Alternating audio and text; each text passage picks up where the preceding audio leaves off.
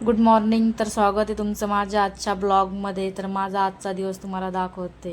आजचा दिवस मी सुरुवात केला आज महादेवापासून, कारण की आज सकाळी सकाळी श्रावणचा पहिला दिवस होता. तर म्हणून मी म्हटलं चला आपण मंदिरात जाऊया. आमच्या इथं बाजूलाच मंदिर आहे, जगन्नाथ मंदिर.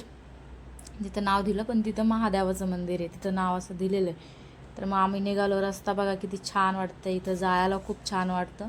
सगळं हिरवळ हिरवळ वातावरण आहे, त्यामुळे ह्या मंदिरात यायला तर खूप म्हणजे खूप बरं वाटतं. मंदिर पण एवढं छान आहे ना, बघूनच माणसाला खूप भारी वाटतं. चप्पल वगैरे काढली, मग दर्शनाला निघालो.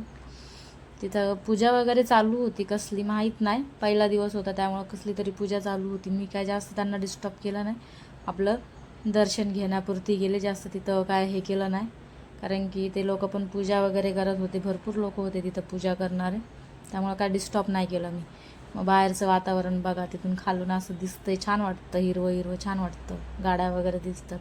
मग मी आले, म्हटलं चला 5 मिनटं बसूया आपण. थोडं 5 मिनटं बसून तर मग आज कामाला पण जायचं होतं, त्याच्यामुळं म्हटलं चला आता थोडं बसलो आपण जाऊया. मला सोडा म्हटलं कामाला, लेट झालेलं, त्याच्यामुळं आम्ही निघालो डायरेक्ट कामावरती निघालो.